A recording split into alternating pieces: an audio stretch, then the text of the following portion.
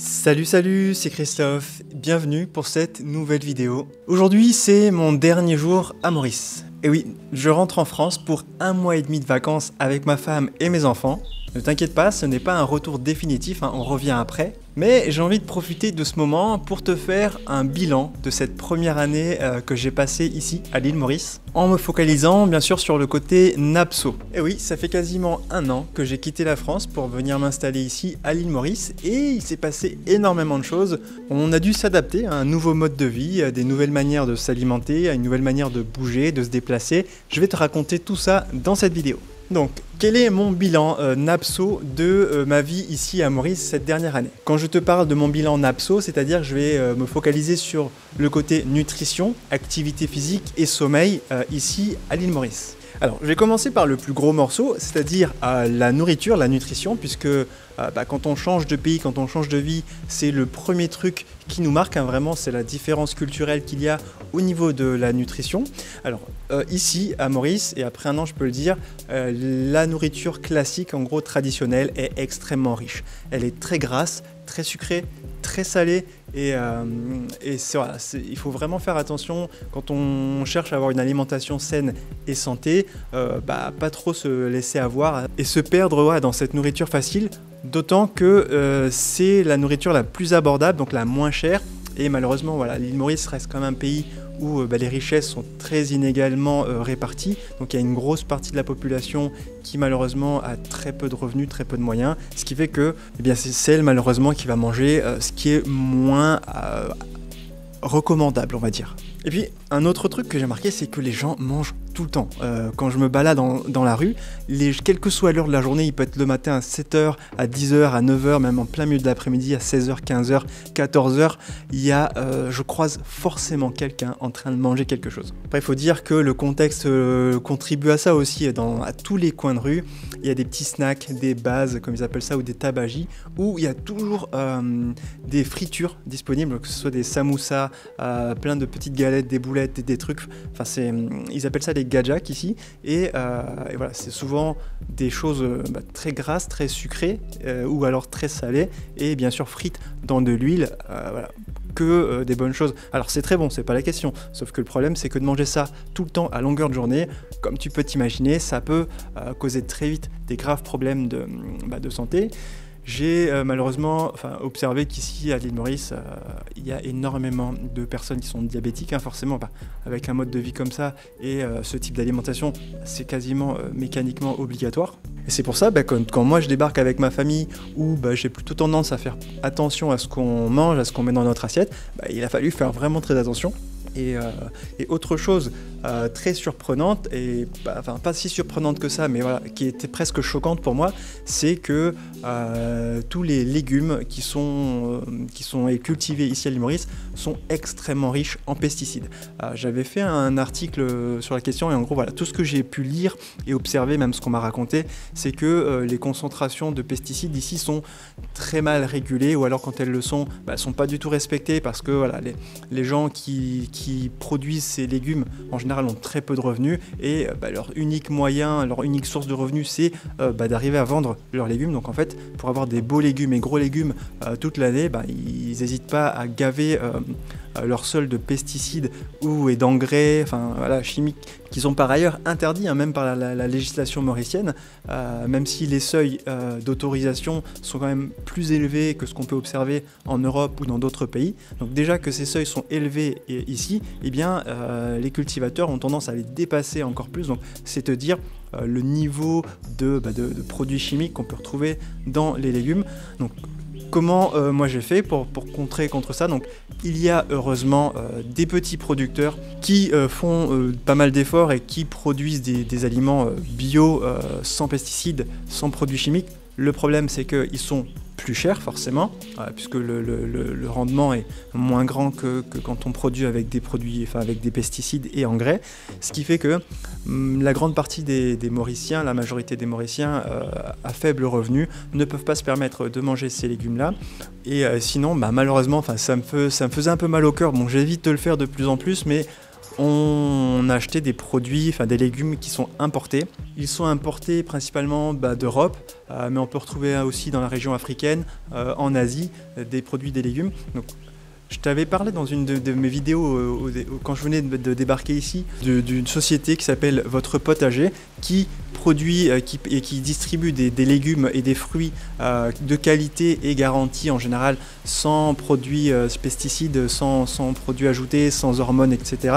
Sauf que malheureusement, ces produits sont importés. Et pareil pour les viandes, pourtant il y a des gros élevages ici de viande, notamment on peut retrouver pas mal de volailles, il y a des agneaux, enfin de gros élevages d'agneaux ici directement sur l'île, et puis voilà, tout ce qui est volaille, donc poulet, qui est très consommé à Maurice, s'élève sur place, enfin se produit sur place. Par contre, la viande rouge, notamment le bœuf, est largement importée d'Afrique du Sud principalement et d'Australie aussi.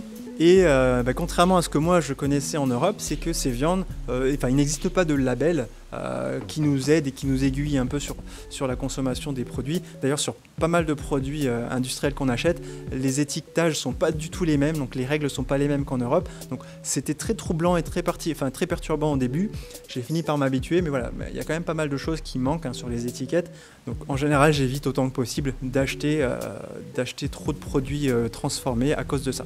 Un autre truc qui m'a surpris ici, c'est la couleur des œufs. En fait, les œufs que j'achète localement sont le jaune est très très clair, contrairement à ce que je connaissais, et c'est probablement lié à l'alimentation des volailles. Donc. Et sinon, pour la plupart des autres aliments, comme je te disais, souvent comme je m'y retrouve pas avec les étiquettes qui sont très mal indiquées, les ingrédients sont pas forcément écrits pareil, les valeurs nutritionnelles ne sont pas écrites avec les mêmes règles, et bien du coup, pour consommer sain et équilibré, du moins de la manière dont moi j'ai l'habitude et que je connais, j'achète la plupart des produits, que des produits que je connais déjà, donc souvent ça veut dire des produits importés. Et l'autre conséquence à ça, c'est que du coup, ce que j'achète est un peu plus cher que ce que j'aurais pu trouver par ailleurs ici sur le marché local, et surtout je mange un peu moins diversifié que ce que je pourrais le faire, tout ça justement pour vraiment faire attention et faire un effort sur la qualité des produits que je consomme. Après, sinon, pour revenir sur la base ici de l'alimentation, elle est d'origine quand même, c'est un mix, la culture culinaire mauricienne entre l'Asie, l'Afrique et surtout l'Inde. Donc la base de l'alimentation, c'est quand même le riz, beaucoup de plats sont faits à base de riz, ça c'est une grosse influence asiatique. Et sinon aussi ils mangent beaucoup de nouilles, ils appellent ça les mines ici, que ce soit des nouilles sautées ou des nouilles en bouillon, c'est pas mal. Et toujours pour rester dans la cuisine asiatique, moi il y a quelque chose que j'ai vraiment adoré ici, c'est ce qu'ils appellent des boulettes. J'en mange, ça coûte vraiment pas cher, c'est très bon, c'est plutôt sain. J'ai regardé les ingrédients de fabrication, ce sont des choses assez saines, et puis c'est très très bon. Il y en a aux légumes, à la viande, au poisson, au fromage, il y en a des versions au tofu, donc c'est vraiment super top, c'est bon et c'est pas cher. Et voilà, sinon les gens ont tendance à manger vraiment très sucré, qui est d'où le diabète, le taux de diabète très élevé. Mais les boissons sucrées, genre les sodas, il y a un fabricant ici qui représente la marque Coca-Cola notamment, et les recettes sont plus sucrées que ce qu'on connaît en Europe ou aux États-Unis. Et il y a même des boissons, j'ai trouvé ça dans des supermarchés qui sont interdites en France ou en Europe depuis très longtemps, le fameux Tango, je ne sais pas si tu as connu ça, c'était autorisé en France il y a très très longtemps, il y a plusieurs décennies, et bien c'est toujours vendu de manière libre ici. Alors peut-être que la recette a changé depuis l'époque où ça avait été interdit, mais voilà, j'étais très surpris de retrouver ce genre de produit sur les étals. Sinon, chose très particulière que j'avais jamais faite, que j'ai fait ici, c'est on a fait une soirée raclette en plein milieu de l'été. C'était vers le mois de janvier ou février, je sais plus exactement. Il faisait très très chaud. On était en sueur toute la journée. Et du coup, on a attendu que la nuit tombe, que ça se rafraîchisse un peu, mais il faisait quand même plus de 30 degrés, peut-être 33 degrés. On était sur la terrasse chez des amis qui nous avaient invités. Eux, ils sont d'origine alsacienne, et du coup, voilà, c'était important pour eux de faire régulièrement des soirées raclette. Et donc en fait, on est un peu arrivé chez eux par hasard. Ils ont dit ce soir on avait prévu raclette, donc on a mangé raclette. Et c'était quand même très particulier. Donc clairement, j'en ai pas mangé autant que quand tu fais ça à la montagne après une bonne journée de ski bien épuisante. Mais voilà, c'est quelque chose d'assez surprenant pour que je t'en parle après ce bilan. Ça m'a quand même vachement marqué hein, sur mon alimentation de cette année. Et puis ici, un autre truc sympa, c'est les cadres idylliques, les cadres de dingue dans lesquels on peut manger à certains restaurants. Regarde là sur les photos que je te partage. Ça, c'est un restaurant que j'ai fait un midi avec ma femme pendant notre pause déjeuner. C'est quand même super sympa. Ou un autre moment où où je me suis fait une petite réunion avec un autre entrepreneur que je connais. Voilà, on a parlé un peu business et on s'est posé tranquillement sur la plage en achetant un petit truc au boui-boui du coin qui était très bon, plutôt sain et surtout pas cher. Après quand même, le fait de vivre ici, ça a d'énormes avantages. Hein. J'ai accès à plein de fruits tropicaux quasiment toute l'année et pendant la saison, des fruits très frais qui n'ont pas subi voilà, des transports improbables voilà, mis sous gaz ou avec des produits pour les mûrir de force. Mais voilà, globalement, ça c'est vraiment un gros avantage. Et voilà, puis nous, même dans le jardin, on a la chance d'avoir une dizaine de cocotiers. Donc tous les ans, on peut les récolter. Et cette année, alors, là je te montre une partie de la récolte. C'était après la distribution à plein de gens de noix de coco. Et voilà, et puis on peut manger ça à la maison tranquillou avec les enfants. C'est quand même super sympa. Et dernier point sur la nourriture là dont je te parle, c'est que ici il existe les fast-food qu'on connaît en France comme KFC et McDo. Par contre, les produits sont très très différents. Ça n'a rien à voir. Clairement, pour moi, bon, on se le fait pas souvent, on se le fait de temps en temps, mais voilà, comme toujours. Il faut savoir se faire plaisir et de temps en temps, quand on avait envie avec les enfants de se refaire un petit fast-food, on va au McDo ou au KFC. Et clairement, ouais, ça n'a rien à voir. Ça vaut le détour, mais moi j'ai trouvé un peu moins bon. Peut-être parce que j'y suis pas habitué, c'est peut-être ça. Mais voilà, c'est pour le petit aparté. Ensuite, deuxième pilier à Napso, je vais te parler maintenant de l'activité physique. Alors ici, en étant à Maurice, il y a quelque chose que j'ai adoré, c'est la pratique du sport en extérieur. Alors depuis que je suis là, je fais quasiment du sport tous les jours et le fait de pouvoir être en extérieur, même quand je fais du sport à la maison au poids du corps, je me mets sur la terrasse ou au bord de la piscine. Bref, ça c'est vraiment exceptionnel et surtout quand tu as très chaud et qu'il y a une petite brise qui te rafraîchit, ça c'est génial. Et autre chose, c'est que comme on a la piscine, dès que je finis ma séance de sport, je plonge dans l'eau et ça me rafraîchit, c'est vraiment très très agréable. J'ai aussi la chance d'avoir une douche d'extérieur, donc ça c'est vraiment pas mal. Après, il existe aussi plein de salles de sport et de clubs de sport, comme un peu partout, donc ça peut être intéressant. Ça reste cher, je pense que pour les personnes locales. Puis moi, j'ai jamais été un grand adepte de la salle de sport, même avant, donc je me suis pas du tout inscrit dans ce type d'établissement ici. Mais voilà, ça existe, hein, si jamais tu te posais la question, sache qu'il y en a plein à l'île Maurice et il y a des coachs quand même plutôt compétents. Hein. J'ai eu l'occasion d'échanger et de parler à différents coachs ici et ça reste quand même du très bon niveau en termes d'entraînement. Je préfère quand même la pratique de sport en extérieur. Enfin, quand on vit sous les tropiques, c'est vraiment un énorme avantage duquel il faut profiter. Moi, je vais plutôt courir soit sur la plage, soit dans les gorges des rivières noires. Là, c'est pas très loin de chez moi et voilà, on est en pleine forêt au bord de la mer. Enfin, parce qu'au final, c'est à quelques centaines de mètres de la plage.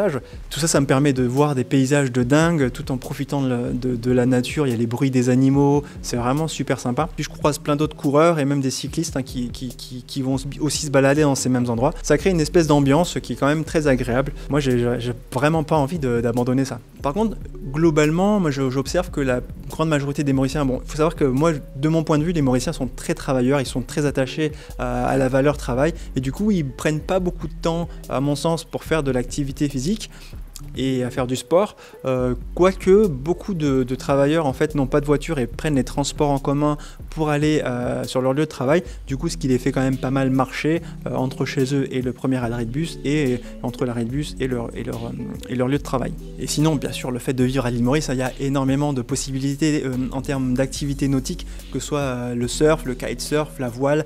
J'ai rencontré énormément de gens qui pratiquaient ces activités. J'ai jamais eu l'occasion de le faire, je ne l'ai pas encore fait. Je me suis lancé comme défi dès la rentrée de septembre 2022 de m'y mettre, parce que c'est quand même dommage de ne pas en profiter. Alors j'en ai jamais fait de toute ma vie, c'est peut-être pour ça que je ne l'ai pas fait, parce que j'ai peur en fait de ne pas y arriver, que ce soit un truc où il faut des années d'entraînement. Je me dis à quoi bon commencer, mais ça a l'air quand même super intéressant. Et puis beaucoup de gens m'ont dit le contraire, que même un débutant peut très vite prendre ses marques dans ces sports-là. Du coup j'ai envie d'essayer. Après sur l'île, en termes de randonnée, il y en a quelques-unes, mais pas énormément. Et en fait quand il y en a, elles sont, l'entretien, enfin c'est souvent des lieux, des endroits privés où soit il faut l'autorisation des propriétaires pour traverser leur terrain, ou alors les endroits sont pas très bien entretenus, du coup il te faut forcément un guide pour t'emmener, parce que ouais, souvent il faut débroussailler un peu en passant.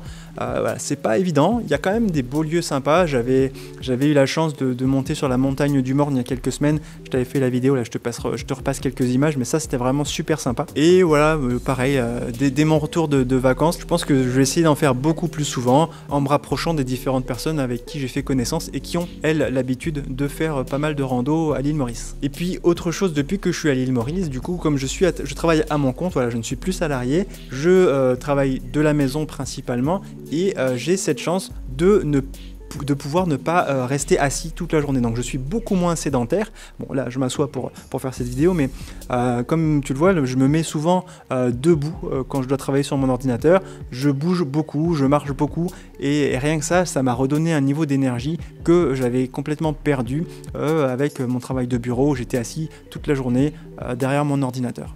Et pour finir, je vais te parler du troisième pilier Napso, c'est le sommeil. Alors, pour parler du sommeil, ces derniers mois, je dors plutôt très bien ici à l'île Maurice. Il faut dire qu'on est rentré depuis mars-avril dans l'hiver austral, donc il fait frais et c'est très agréable pour dormir. Par contre, en été, c'est-à-dire entre novembre et février, il faisait extrêmement chaud et j'avais énormément de mal à dormir. Même si on a la clim, c'est quand même pas du tout pareil. Et puis l'air est très sec et en général on l'éteignait avant de s'endormir parce que sinon ça consomme beaucoup d'énergie. Puis ma femme n'est pas très fan de la clim pour dormir, mais voilà, c'était vraiment très difficile. Donc ma qualité de sommeil a vraiment souffert pendant l'été.